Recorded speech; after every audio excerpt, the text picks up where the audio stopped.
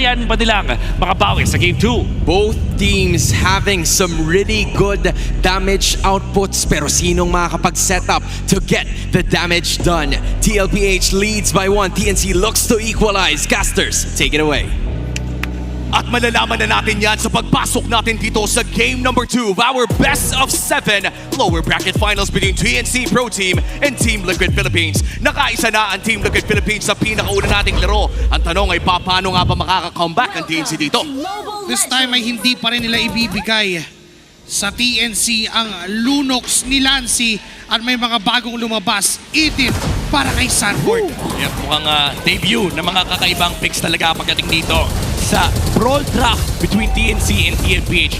Pero one thing naman na gusto ng TNC is nakuha nila yung Dragon mula kay Sanford. Oo, nakita natin kung gaano naging sobrang effective itong 3 Mariuzong kahapon in their series against Onyx Philippines.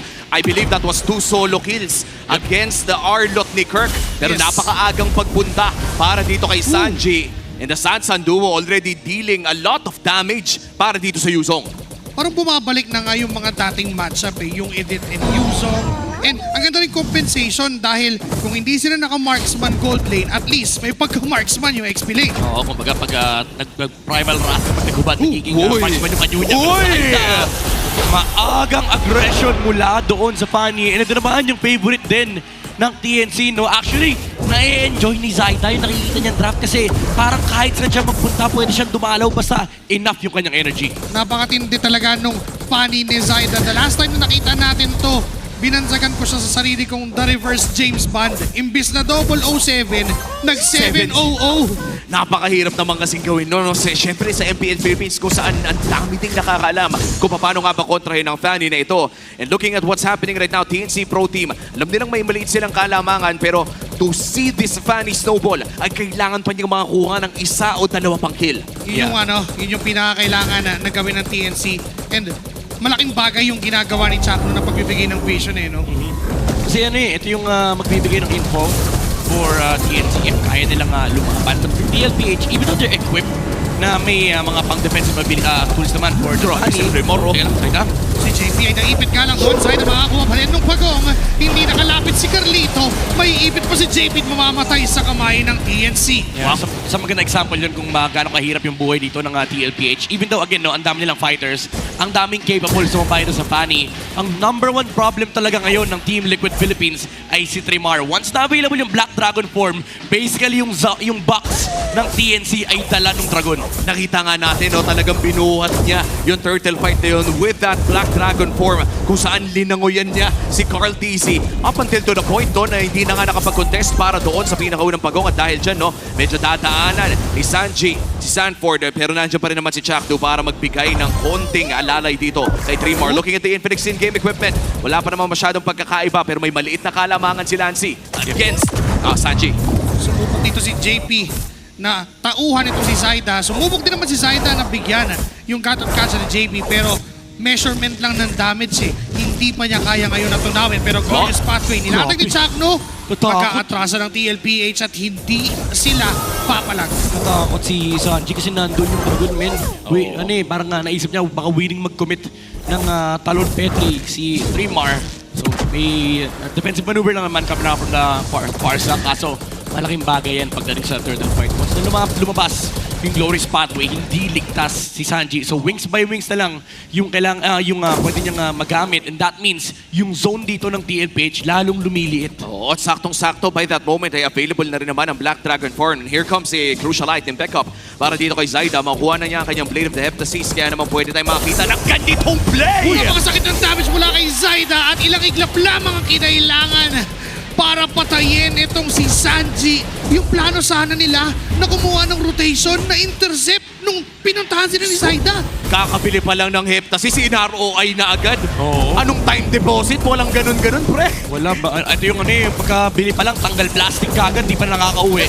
And super efficient gameplay mula rin sa TNC kasi ito yung kanilang window. Ito yung mga panahon na malakas sila during objective takes and kapag naka-up yung kanilang mga ultimates, especially yung cutthroat mula kay Zaida. Na manggagaling na damage mula kay Zaida. Nilmapa, si Owen ng pating.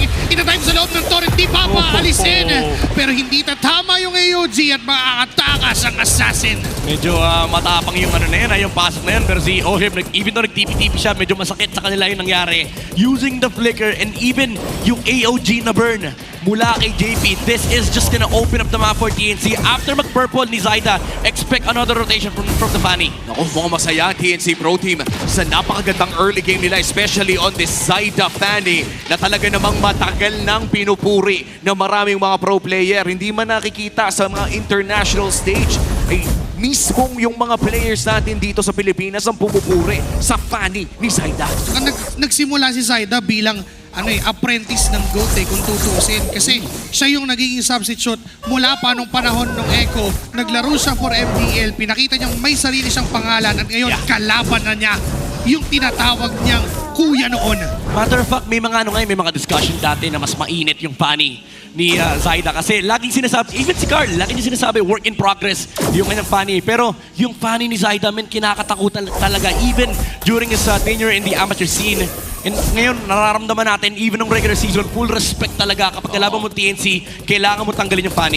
At kung tutuusin, handa naman ang Team Liquid Philippines para sa Fanny na ito. With the Ruby, of course, nandito rin yung mga crowd control na nanggagaling kay JP. Sadly, talaga nakakahanap at napakabilis makahanap ni Zaida dito ng mga kills. In fact, yung isa nga sa mga pinakamahirap na patayin, yung pa yung inuna niya with a rotation in the XP lane. And magpapahirap pa rin sa buhay ng TLPH is walang kayang sumabay doon sa side lane. Post 5 minutes, ito na yung mga panahon na yung jungler ay nag-take over sa isang side lane. And unfortunately, May Petri naman gagaling kay Trimar at si Sanford ay pinura ng ganun kabilis. May glorious pathway pa kinilatag si Chaco para lang di makaalis agad ang DLPH. Pero nandiyan pa si Trimar nagtatragon. Nagpapakita lang pero hindi siya papasok. Si Zaida magiging target pero sinisi mo na napaunti-unti yung turtle. Oh, JP? Si JP naman ata ang susunod nila. Carl TC nariyan lang sa may bandang gilid. Pero here comes the good play. Chakno doon sa likod! Silpat kinutungan ito si JP. Nagpagamit na ng revitalize pero mapaburst daw sila mga members sa TNC. Si Sanji napakatapang ng pwesto. Makikita sa ni Neymar. Si Carl TC ay medyo low na rin ang HP. Pero nandiyan si Very Good with a flicker. Deadly catch and the Gale to get the goat down. At makukuha pa nila yung turtle. Hinabol ng mga pating ang kambing. At dahil dyan ay makakakuha sila ng objective at iniisa-isa pa dito si Sanji with the third as well. TNC Pro Team lulobo ang kanilang lead at si Oheb naman ata ang susunod nila. Masasayawan pa ni Zaida itong si Oheb. Hindi tumama yung ayong offended. Pero dun sa babae may nangyayaring lap. Sanford ay napatransform na. Pero hindi pa rin niya kayang banata ng mga members ng TNC. Pero may AOG na manggagaling kay JP. Pero hindi nila maaabot ang traction pulse. Ginamit na rin Lancy. Sumusubok pa na pahapain yung laban. Pero wala pa rin casualties. ayaw magpa-analyze ng TNC and ayaw din nila magpalaro sa TLPH. Nagsimula ito sa sinasabi natin kanina, bawal sila magpunta ng side lane. Kailangan protektahan si Carl TC kasi kaya siyang one-shotin nung Fanny. Pero yung sagot ng TNC, alalayan natin yung Fanny. Kung gusto nyong samahan yung mission nyo, sasamahan namin si Zaida. And kaya nagsimula yung constant brawl na nakita natin. For 1 whole minute naglalaban yung TNC, kaso lamang talaga sila because of the heroes dito na hawak ng TNC. Yung pang zone with the Black Dragon form, dagdag mo pa dyan yung Glorious Pathway. And even yung Feather Airstrike kanina ni Sanji, napakaganda sana kaso nakatakbo pa si Lancy with the Purify. And then nag-reset yung skirmish. Naramdaman na naman ng TLPH, lugi talaga sila sa 1v1. And even Benecutie finding the Essential kill. Sobrang laking bagay nun. Ibang klase talaga maglaro ang TNC Pro Team when they're using this fighter gold. Ang layo sa nakita natin ng game number 1 at ngayon Team Liquid Philippines nag-aano pa under a 4K gold deficit against TNC Pro Team. Strict cable na. Nandito pa rin. Pumapasok na kay Sanji! Wait lang! Hipan mo pare! Ayun! Hindi nahipan! Na lethal ignition si Sanji. Sanji, hindi siya kumuha ng Arctic Men. Hindi niya nahipan, hindi niya napalamig, nasunog siya ng lethal ignition mula kay Zaida. May isang cable pa nga nag-miss dun eh. Pero enough pa din yung damage ng Fanny. Oh, wow. JP, nasasaktan siya dun sa damage out contraction pulse mula kay Lancy. Kinailangan niyang mag-unbreakable out. Kinailangan umatras ng TLPH. Lord ang pinag-aagawan. Hinahawak-hawakan ni Lancy. Nakapwesto naman ang TLPH sa kanan. Kaliwa ang TNC. Yeah, medyo mahirap talaga ito for Team Liquid. Wala silang instant jump. Kailangan nila mag-burn ng mga flicker pero it has to be the right target. Kaso ang problema, parang si Lancy lang yung accessible kasi first of all, siya lang yung nagpapakita sa harap ng TLPH and katabi pa niya si Chakno. Oh, at po ay tutuloy na nga nila ang Lord na ito. Hawak ng Trimar ang Pixel Bush kasama ni Jackno. Nice bush check mula dito kay JP. Pero mukhang alam din ng TNC kung nasaan tumatambay ang Team Liquid Philippines. Feathered airstrike, kumakapita. Ito na yung Dragon. Yung Black Dragon form para siguro ito si Sanji para bigyan Wow! ng sa dalawa. Sakto kay Sanford at kay Sanji. Pero si Carl, DC ang papanata ni Zaid at inabutan. May mga pating pang binitawan. AOG ay nandyan. Counter kill against Benny Cutie. 1-2 trade. Pero lamang pa rin doon ang TNC. Hawak nilang posisyon ngayon para sa Lord. Hindi nila mapigilan si Zaidamin. Na-burst ng biglaan dito si Carl TZ at itutuloy na nga ng TNC Pro Team ang Lord na ito. Hinahanap sa bootcamp eh. Kita-kita ni Zaida si The Goat, pero ito at TLPH, wala silang Dako, jungler. Neymar! At may muntik-muntikan lang siya doon na ma-burst down. Nakaiwas naman siya doon sa damage sa Feathered Airstrike pero si Chakno ay hindi pa rin pinagpapahinga itong si Sanji. JP sa gitnaan, OM, Zaida pa rin with the red team. Napakagandang ayaw Bende, don't run wolf game play. Mamatay si Zaida, kanya nga yung Lord pero kapalit ng buhay niya. Ngayon si JP hinaharapan pa rin itong si Lancy. Pwede na ngayon si OM, Purify popped pero hindi niya makokontrol si Lancy. Buhay pa din naman, 2 sa 1 pero ang Lord ay hawak ng Phoenix Army. Kahit paano, TLPH, nakakahanap sila ng mga magandang skirmish outside of these team fights. Yung team fight skills ng TNC kapag na-burn, pwede sila pumalag. So kailangan nilang gawin yun for the next set. Kasi ngayon, TNC, hawak nila Lord, hindi nila ma-maximize however, kasi marireset yung control ng mapa. So even though kita natin kanina, lamang na lamang sa team fight yung TNC, if matadrag out nila, let's say mawalan ng energy ang Fanny, mawalan ng ultimate si Trimar at pati na si Benny, even yung revitalize sa Kajor's Pathway ni Chaknu, kaya nilang lumaban. Yun naman talaga ang kalakasan ng Team Liquid Philippines, ang prolonged team fights, especially with Sanford on this Edith. The moment na magamit nga ang Primal Wrath dito, kahit kalahati lang yung passive o kahit nga wala talaga at all, ay makikita natin bumabalik ang kanyang buhay. Same could be said para dito kay Oheb. Ang prerequisite nga lang ay kailangan tumama ng mga abilidad. Here comes the Lord Push mula sa TNC Pro Team. Si Jackdo ay napagamit na ng conceal. Available pa naman ng mga ulti. Gagamitin na ang Glorious Pathway. Glorious Pathway na nilatag para sana makahabol pero hindi tutuloy ng TNC ang plano. Pero si Zaida, merong ginawa lang doon na pagkuha ng isang outer turret. Hindi nga na-maximize yung Lord pero nakakuha ng mga turrets. Medyo madaya pala yung combo ng TNC, no? Yung carpet tsaka yung pating. Kumbaga pag na-slow ka, tapos may nalabas mo rin yung deadly catch, pwede mo rin, pwede mo nang bitawan yung phone mo, taas mo rin yung kamay mo. Oo. Na-slow ka na, may humahabol pa sa'yo. Oo. At ang pinakamasama niyan, of course, ay kung na-petrify ka pa ni Trimar. At hindi pa naman natin nakikita yan, no? Sinubukan nila kanina, pero masyadong kalat yung nangyaring teamfight doon sa may bandang turtle. Nagtagal pa naman bago lumabas ang ating actually pangalawang Lord ng larong ito, 12 minutes in. TNC Pro Team, masisilip natin sa ating Infinix in-game equipment na talagang papunta na tayo sa part na napakahapde at napakahirap na rin patayin ng Fanny na ito. Yeah, masyadong mataas ang kanyang damage, especially with the penetration mula sa War Axe, Malefic Roar, and of course, Heptasis. And ngayon, ito na yung typical build sa Fanny. Actually, si Zaida rin yung pasimuno dyan, yung Brute Force, para hindi siya basta-basta nakokontrol, especially kapag full stacks yung kanyang Brute Force. Yes. Even yung mga mini-stunts na nanggagaling mula dito kay Oheb, makakapag-cable out pa rin siya. So, TLPH, they really have to connect these layer of stuns para mapatay nila si Zaida. But again, hindi nga yun yung problema nila eh. Can you actually catch the Fanny? Kasi kanina pa ang nasa mukha lang ng TLPH men, yung mga sago na binabato ni Lancy. Oo. At nakakatakot din yung mga pating na lumalabas dito kay Benny Cutie. And to be fair, no, ito yung inihintay din ng Team Liquid Philippines. Sa moment na mahuli nila yung Fanny, pwedeng magbago yung laro na ito.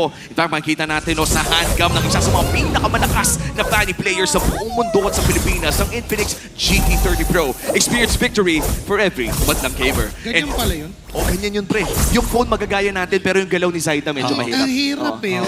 Tsaka pag ganyan kakapo, Pero tingnan kopya na, niyan eh. mahirap din na lumaban dito of your Team Liquid Philippines considering na Zaida, binabakura na ng side ng TNC Pro Team. Makikita ni Oheb ng bahagya pero Okay. gading makakalipad. Walang edit, Uy, teka lang. Si Changdo Ping gusto na yung burst down. Tinamaan ang unbreakable pero napagamit na revitalize. Zaida goes in. Hinahanap niya si Sanji pero nandun sa loob ng pader kaya di niya maabutan. Ngayon ay Lancy! AOG habol na magmumula sa DLPH. Nandiyan na rin yung Dragon. Nilasap Dragon! ni Trimar. May mga pating pa na magmumula kay Benny Cutie. JP no! ang namatay. Zaida! Nakakatras. Si Zaida wow! ay nakita niya si Carl TZ sa likod. Si Sanji, Sanford, Oheb na lang ang natitira. Changdo pa rin ay tutumba. Wow! Oheb! Hindi maka-arrest sa mga members ng TNC. Ngayon 2 sa 3 na naging palitan. Lamang pa rin ng TNC. Sinusubukan pa rin nilang humabol. Respeto kay Lancy, men! Grabe yung kite na ginawa nung Kimi. Napakaganda ng traction pulse with the glorious pathway mula kay Champ Luna, force impliker mula kay Sanji. Even though it looks like na makakapag-reset yung DLPH kasi wala yung Petrify ni Trimar nung ginamit niya yung Black Dragon form na zone na naman yung tao sa likuran. And again, these controls mula dito kay Lancey, kay Champ Luna, kay Trimar allowed Zaida to find the GOAT once again. And this is it. Lord secured para sa TNC Pro Team in terms of objective control, mga pare. Napakalinis ng larong ito para sa TNC Pro Team. All three turtles secured in the early game. Dalawang Lord na rin ang kanilang nakuha. Kung tutuusin nga sa mapa, ay isang tore pa lamang ang nakukuha ng Team Liquid Philippines. And this is just the map pressure na nabibigay ng isang Fanny ni Zaida. Parang ang nangyayari pa nga ay tinutulak ng mga members ng TNC doon sa kaisa-isang pwesto na yon, si Carl TZ. Tapos biglang may lilipad na Fanny, biglang may nakahandang pumatay. Sabi ng TNC dito, Wood, masaya ka na ba? Ito yung box. Hindi lang box, men. Circle, triangle, lahat na ng lahat na ng hugis ginawa ng TNC doon and lumabas. Actually, hindi lumabas. Pumasok yung TLPH sa kanilang box. And si Carl TZ na iwan sa likuran kaya siya nakaharap ng Fanny kasi walang crowd control para kay Zaida. Napanish kasi at ngayon susubok muli ang TNC na kumatok sa base ng TLPH. Basag na yung tore doon sa may bandang baba. May Lord na kailangan depensahan. Black Dragon 4 may napitawan pa sila. Binitawan na rin siya. Glorious pathway and attraction po sa lahig si Sanji. Pero hindi nila papasukin dahil masyado namang malalim. No more risks para dito sa TNC Pro Team. Makakuha sila ng isang inhibitor turret doon sa may bandang ibaba at ititigil na agad nila ang siege. I would say, no, great defense mula sa Team Liquid Philippines considering na pangalawang Lord na yun ng laro. Pero isang inhibitor turret pa lang ang nawawala sa kanila. Well, yan naman yung kalungkutan sa kanilang lineup. No? Walang reliable tower taker ang TNC Pro Team. Ang pwede lang nilang gawin kapag nasa harap sila ng base ng TLPH is mag-zone with the glorious pathway in yung Black Dragon form tapos magbabato ng deadly catch si Benny Q Team. Mahapdi rin naman yan kasi magic build yung Bane. Kaso ang problema, wala talaga yung hahampas ng Torre. And syempre, hindi rin naman basta-basta papasok si Zaida sa loob kasi, alam mo na, medyo delikado yung pag-funny ka. Zaida? Nagpakilit lang, pre. Kala mo nagta-tryout eh. Ginagalawan, ginagalingan, pinapakita ang kanyang lakas sa Fanny. Pero for TLPH din naman kasi, mahirap naman talaga pasukin to begin with. Nandyan yung parsa ni Sanji na, by the way, ang layo nung range nun ha. Yes. Kumbaga, parehas sila may mga problema sa magkakaibang aspect ng game. Ang mas mahirap lang talaga is yung for TLPH kasi parang yung condition mo nakasalalay pa kung magkakamali yung TNC. And ang pinaka-reliable lang way talaga nila for them to actually start a team fight is talunan si Lancey. Kaso, ang kaganda ng mga timing, men, ng mga purify mula kay Lancey. Alam mo yung instant, dalawang beses niyang purify yung hook ni Oheb na walang kahit anong displacement. Talagang pinipredict niya yung hook ni Oheb. Tsaka parang tuwing pumapasok dito si Oheb at JP, laging hinihintay ni Zaida yung moment na yun eh. Yes. The moment na hiwalayan si Carl TZ ay biglang may Fanny na sumusulpot sa likod ng Asun Shin. Kaya naman if your Team Liquid Philippines, lagi kang mapapaisip, kailangan ba natin protektahan si Carl TZ o kailangan ba natin sumugod sa may bandang harapan ng TNC Pro Team? And now with this Evolved Lord, pumupunta na tayo sa ating paborito, Midnight, ang Rule of the Jungle. Kahit nakuha mo ang pinakaunang mga turtles at ang mga pinakaunang Lord, ang pinaka nagmamatter pa rin ay yung pinakahuling Lord ng larong ito. Pero maganda ang pwesto, JP nahuli! May ipit na naman siya sa gitna, low on HP, AOG ay nagastos na. Ginamit kayo ni Oheb, kanya kayo offended. Pero si Carl TZ ay nakatingin doon sa pwedeng puntahan at pwedeng panggalingan ng Fanny ni Zaida. Muling makakasurvive ang TLPH pero hinahawakan na ng TNC ang pwesto ng Lord. Crucial ultimates ang nawala para sa TLPH. Walang primal wrath yung Edith. Pero mukhang reset muna para sa Lord. Kailangan nila yung purple buff ng Fanny so they have to wait for a bit. So even though medyo masama yung nangyari with TLPH, they will have time to regroup and reset.